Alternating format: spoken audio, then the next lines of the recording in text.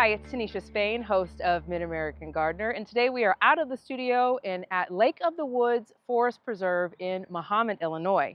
Now, we talk a lot on our show about pollinators, about native plants, and so today we're going to catch up with our friend Rusty Maulding, and he's going to talk to us about how to actually put in a pollinator or a butterfly garden in our landscape, and it's a lot easier than you probably think. So let's go find Rusty and get started.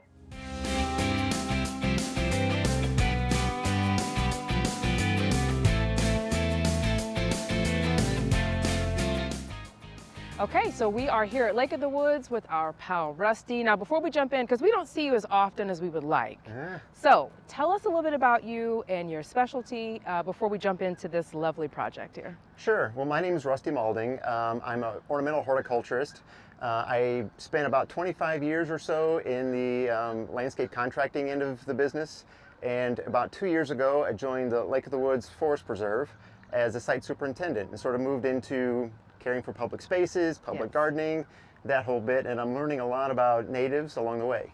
Excellent, and that's what you're going to teach us here today. So pay attention, because this is going to be kind of for the long game, right? We're talking about planting pollinators, pollinator pockets. Pollinator gardens have been huge for the last few years, and so Rusty's going to talk to us about the process of making that happen. Now, this is a median right here outside the pavilion at Lake of the Woods. Now, this is a lovely example of a pollinator pocket, pollinator garden. Tell us some of the plants that are in here. Sure. So this is a myriad of different plants, and you kind of want, it's all kind of a mixture to make sure you have different blooming times for different seasons to help pollinators get through the season. And so right here in front of me is the pale purple coneflower. That is a cousin to the regular purple coneflower, which is also right here. You can see a little bit of a difference there, different blooming time. Yes. This yellow flower in front of us is the sand coreopsis. It's kind of a nice early blooming variety of coreopsis. We've seen a few bees visiting these guys. We have. They're being shy right now. To your left there, that's a lovely penstemon. Many gardeners will know Husker's Red or Dark Night. This is the parent plant for that, Penstemon digitalis. Very nice. So that's kind of a fun one. One of my favorites, and I'm going to jump in here just a little bit, is this guy right here, and it's not blooming yet, but that is rattlesnake master, which it'll eventually get up to be about this tall or so, and will have kind of like little buttons, little white buttons on top of it. It just looks cool architecturally. It has nice, clean, green-blue foliage, and it works really well on these pollinator beds. Very nice. We have some Monarda or bee balm in here, and then, you know, some of what makes a pollinator garden work is sort of the understory stuff. And so we've got some different grasses, and I'm going to hop up in here a little further. I'll just peek over your shoulder. And we've got some little blue stem in here that will add some structure late season. And then the all-important sedge, the mighty sedge, the thing that nobody ever pays attention to. It's kind of at the ground level. It doesn't really, it's not real showy, but it kind of weaves into everything and makes it all work. It's a nice early season pop of green. That's this guy right here. You can see 3 of these plants. That's one of many different sedges that are in this mix. Now, when you're putting together a bed like this, you just named a lot of flowers at varying heights. That all goes into play. Oh, absolutely. I mean, I'm sure when you were building this, you were literally like, okay, we're going to put this here. How do you build that? How do you build upon that? So I guess part of what I'm trying to do here is along the edge is a little bit shorter plants. And then towards the center, that's more of your height. So you can see a few more grasses. There's some Baptisia in here that after it gets established better will be substantially taller. It'll fully fill this space. And there's some other later season plants that will get up in more height. So I usually stair step it so the center is a little bit taller and the edge, in this particular setting, you have 2 edges, is a little bit shorter. Now the important thing here is these plants are going to want to fill and move around. Okay. So there will be some editing to do. Gotcha. So it's not just set it and forget it. It's not just set it and forget it. And it's not a completely laborious task either. You sort of get an opportunity to go through and say, you know, I really love the way this is working here. Next year, I don't want that there, so I'm going to go through and make some changes. Okay. With regard to variety, how can we find out what to buy, what to purchase? How do you know what goes into a pollinator bed? Ooh, that's a really broad question. It is, isn't it?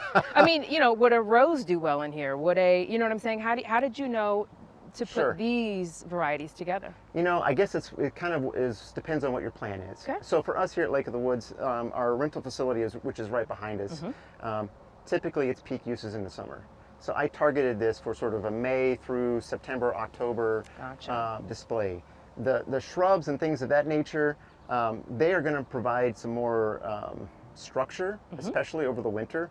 And so that is something that you might want to consider as a homeowner, particularly if you're looking at like a front foundation planting. I would absolutely work some small shrubs into this. Roses, as part of my business, I oftentimes work roses in. They're not native, but they do really well to provide extended season color Yes. and structure over the winter. Oh. And some really small like hydrangeas, the paniculata or the Bobo is a great variety that stays really short. It only gets to Bobo. be about that big. Okay, excellent. So when you have something like this and you put it in, I wanted to show the progression because you talked about, you know, this isn't going to happen overnight. How long Right. has this particular bed been in? So this bed in particular has really outperformed. We installed this in May of last year, and I Okay. would say these results are somewhat atypical. Okay. It's done really fantastic. We watered it last summer was a drought, so we were watering it about every 2 to 3 days through most of June, and then more like weekly in July or thereabouts, and then we kind of just let it go. So these are all natives. Once they get their root system down, this is a very drought-resistant mix right here. Oh, that's good. So is that a characteristic of native plants, is kind of helping with that? The nice thing about native plants is they can stretch all kinds of ranges. So as we further develop this space, at the far end, there is a natural area for a rain garden. Oh. It'll act as almost like a filter for the runoff here for the water coming off this parking lot, which is really cool. So there you're going to have plants that are meant for wet areas. So there will be some more sedges in there, different varieties. Some of like the beard's tongue, or the penstemon that I mentioned earlier, and a few other plants in here will tolerate that and will be fine with, you know, temporary flooding. But there will also be some other plants we're going to add to the mix. Gotcha. And talking about sort of tailoring to the landscape, let's move down a little bit because this is a great demonstration of two things, time and space. Yes. So this looks very different from the space we were just in, but for a couple of reasons. So I would love for you to just tell us what we're looking at and Sure. fill us in. Sure. So originally this had, these are hackberry above us that I don't know if you can see at home or not, but large tree, it's about 18 inches, 20 inches across as the DBH for the trunk. So its drip line is clear out over here. So we had to go with a more shade tolerant selection over here. And shade tolerant plants typically are not quite as showy. They aren't quite as aggressive. And they just have to be kind of separated. So we have kind of a walkway here in between. And eventually you may see some migration from here to there and there to here, just as plants settle into the environment that they like. Sure. But this is a completely different plant mix, and we did that on purpose. We stayed away from the trunk of the tree when we were planting so that there was a nice, we weren't getting into the structural roots when we were trying to put in these plugs. By the way, this was all planted with small plugs. The root balls were only about that big around and about that deep. So these were tiny plants. They have come a long way. Yeah, absolutely. And what do we have in here? So there is, well, let's see. Is this columbine? This is columbine. This is the Canadian columbine. A different type of sedge is right in here. We have a palm sedge right up in here, which I did use in both spaces. It kind of tolerates a little bit of shade and some sun. This is an anemone. It's blooming. Now I would urge caution when planting this guy. That is an anemone sylvestris. It will get aggressive. Okay. So we've Noted. put it in limited spaces and in other areas where other competition is going to kind of help hold it at bay. What else do we have in here? A Short's aster. And then this lovely plant here with a big leaf. See a little better right there. That's Zizia. Zizia. Which is a fun name to say. It's got that cool tropical look to it. It does, and it's a really early bloomer, or fairly early. Yellow flower, not like knock your socks off while, but it's in a shade space, it's Sure. pretty good. Sure. Now, this particular section was planted when? Most of this was planted in the fall. Okay. So you can see the difference what 6 months will make in installation. Sure. And a big reason we waited was because of plant availability. We did pocket in a couple of varieties over here at this more sun location, but most of this was planted in the fall just because of availability. And so you got to roll with the punches. You know, you're gardeners, you adapt Sure. and overcome. Gotcha, gotcha. Okay, so if someone wanted to do this at home, because we do have a lot of questions come in about, I want to do a pollinator bed. This is the blueprint, I guess. If you've got a tree, you know what to do as far as getting your shadier plants here, considering natives, and then how big of a break? You know, is this standard? If you were going to separate the two, how big of a break do you need? Well, normally, you know, at a home garden, I wouldn't have a break. Okay. I just let them go talk together and figure it out. Yeah. You know, Yeah. it's finding the shade line for your garden is one of the most challenging things because the sun is not in the same position. Trees grow, the eave or the overhang on your house, that can all lead to differences in what that shade pattern looks like. And so, especially with a situation like this where plants are meant to sort of roam and nestle into the places they like, this allows them the opportunity to commingle and figure it out. And figure it out. Nature has a way. Yes, very Jurassic Park, right? Yes, Love that. right. Oh, you know I was going to get that reference. Life will find a way. Yes, yeah. So time-wise, if someone wanted to do this at home, I guess the biggest thing is to be patient because it's not going to look like this overnight, right? It's going to take some time to grow in. But what's the first step in putting in a pollinator bed at your residence? Sure. So I guess the first thing to start with is getting it weed free. So if you can get all of any invasive weeds and just get rid of them and start with a clean slate, that was really important. What we did here next is we actually laid down a layer of wood chips, mulch of any kind, a 2-inch depth or thereabouts, maybe 3 at the most. And then we drilled into that mulch because we were planting these on 1-foot centers. So it's real close. You don't have to then futz with mulching in between. Sure. And that really helps hold the weeds down, helps moisture retention, and kind of gives them a good chance to get started. This spring, or late winter, we came back and we did actually cut down what was here and then laid another light layer of wood chip over the top. Oh. That may be the last time we do that. We'll have to see. As you can see, we've got great fill-in over here in the sun area. We probably will end up doing it one more time in the shadier areas as it continues to develop. But once that fills in, that's green mulch. That's part of the value of the sedge. It fills all those little gaps and makes it so that the weeds are outcompeted. Gotcha. And before we started rolling, I asked a very terrible question. I asked if there was weed screen underneath this mulch, and shame on me. Shame on you. Shame on me. But you want to go into that a little bit? Sure. Yeah. So weed fabric is kind of a misnomer. It's really, I'm biased, but I'm gonna say it's a marketing ploy. Essentially what happens is if you put that weed fabric down, it will do a really great job for about a season, maybe 2 seasons of keeping the weeds at bay. Anything that was below the weed fabric. The problem is, well, several problems, but the biggest one is the material on top will start to decompose, and you come up with a rooting area or rooting media on top of the weed fabric, which means the weeds are rooting down through the fabric. Then you can no longer pull them because you're pulling the weed fabric out. It turns into a giant mess, and then inevitably somebody decides, let's put another layer of weed fabric down, and then you have 2 layers of weed fabric, and you're really going to make a landscape contractor unhappy. Oh yeah. in 10 years when they have to come back and they find all this. Yeah, and to plant the next season, you've got to, get your knife out and cut slits in that weed screen. Yeah, exactly. And it doesn't allow for things to naturally move and grow because many of these plants will get bigger this way. And whenever you cut a tiny hole around that because you want to make sure you get it nice and tight, right? Yes. No weeds are going to come up around my plant. No, never. Not with this weed screen. Then it ends up killing the plant.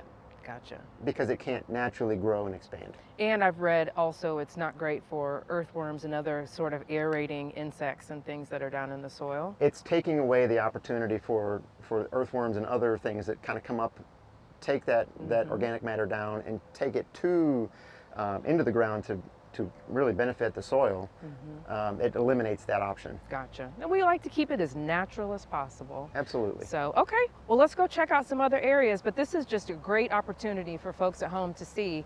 If you wanted to start this, it's not a hard task, I don't think, just paying attention to what's already in your landscape, knowing what sunlight you get, and letting it fill in. Absolutely. Okay, let's go check out some other stuff.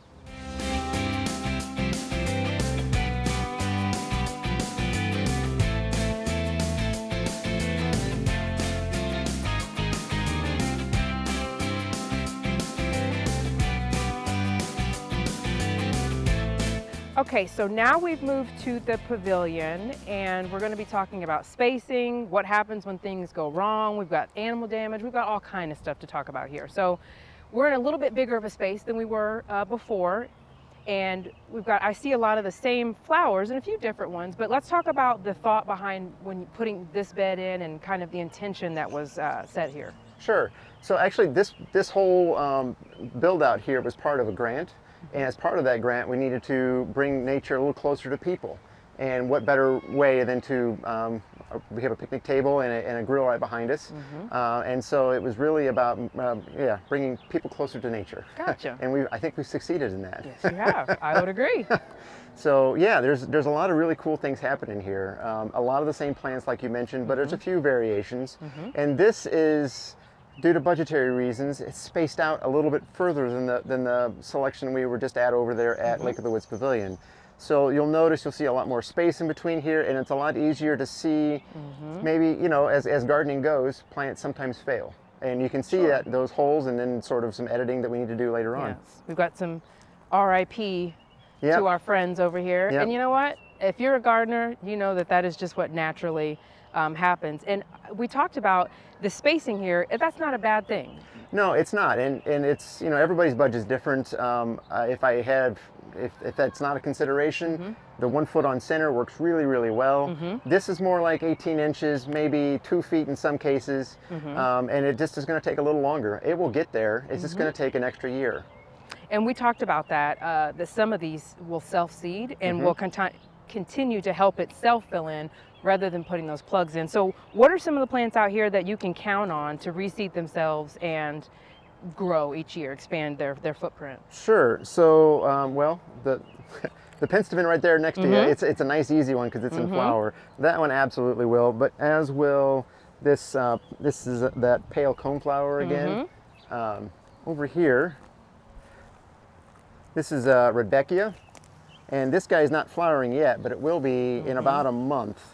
And it does have a propensity to self-sow. It is not quite as aggressive as like the anemone I mentioned before, but you will definitely need to do some editing. And part of the reason I put that here was so that it would sort of weave in between. So that's kind of fun. There's a liatris up here, and the liatris will also self-sow a little bit, not quite as much as some of the. And when I talk about self-sow, maybe this one plant will produce 5 or 10 more the next year. It just kind of depends on how happy it is, and really where you're at with rain and those sorts of things. So that guy will. But one of the reasons I love this plant is like this is like catnip to cats for monarch butterflies. Oh, nice. Liatris species, particularly the native varieties, they just go absolutely nuts over it. Noted. Okay. Yeah. Now for the spots right here for our friends who didn't make it, at home, when you have a plant that doesn't work in a certain space, do you replace it sometimes with the same plant? Do you try something different? Or just whatever you have on hand? Sure, and you know what? It varies. Okay. How do you like that? Yeah. It depends. Isn't that the classic answer? That does. Yeah, that's the one. In this kind of situation, one of the best things about it is you have the latitude to go ahead and be creative and select a different plant if you so choose. Maybe this particular echinacea is not doing it for you, but you really like the liatris, or maybe you really want to get some more sedges in here. You totally have that sort of discretion with this style of gardening. If you're in a more formal, you pretty much are stuck. You got to put the same species, the same variety right back into that space, or it just throws everything off. Yes. Yes. Which can be a frustration, because sometimes that plant isn't best suited for that one low dip or pocket or that one high ridge that you've got. It just isn't quite working for that plant. And if you've got a space like this where it slopes, did that even come into place when you guys were deciding what to put where? Okay. Sure. Yeah, it did, because I wanted the taller plants to be down towards the bottom of the slope. You know, because if they're up close here, we really tried to keep it so that really right around here was like 2 feet, 30 inches. And then as you get down further, there are some plants in there that are going to get 3 to 4 feet tall. You don't want to feel like overwhelmed and scrunched up, but that kind of helps you feel just a little bit enveloped and cozy. Ooh, nice. Excellent point. And you wanted to talk about these flowers here. What are those? Yeah. They look like they're about ready to bloom. I see some color popping through. And it's a butterfly milkweed right there. Butterfly and milkweed. This will be bright orange here coming up real soon. I'm sure that all the gardeners at home have seen this or know what it is. So it is probably, I was hoping it was going to be open by today, but maybe with the cooler temperatures by the end of the week or early next week. We do also have a cousin of it, I think standing right behind you. Yep. Oh, I almost smashed it. Here's 2 lovely specimens of a swamp milkweed. Yes. So the butterfly milkweed will stay 24, maybe 30 inches if it's real happy. This guy wants to be 36 inches, maybe 42, and we'll get, you know, this big around and, you know, more like this height. That one's going to flower a little earlier, this one a little later. And as everybody knows, the thing with the milkweed plants is they are the host plant for the monarch butterfly larvae. Yes. So if you don't have those, you're not attracting the larvae. That's right. You've got to have those. And I really appreciate what you were talking about as far as spacing goes. If it's cost prohibitive, just take the time and let the plants that you do have fill in. It will happen. It will happen. You don't have to do it all in 1 year. And that's kind of the beauty of gardening, right? Just the patience of it all, waiting for it to develop. And occasionally have some setbacks. Yes. So like right behind us over here, I'm gonna make the camera guys work really earn their keep today, moving around. So one of the setbacks you can have is sometimes the plants fail, and sometimes nature. This is a rabbit.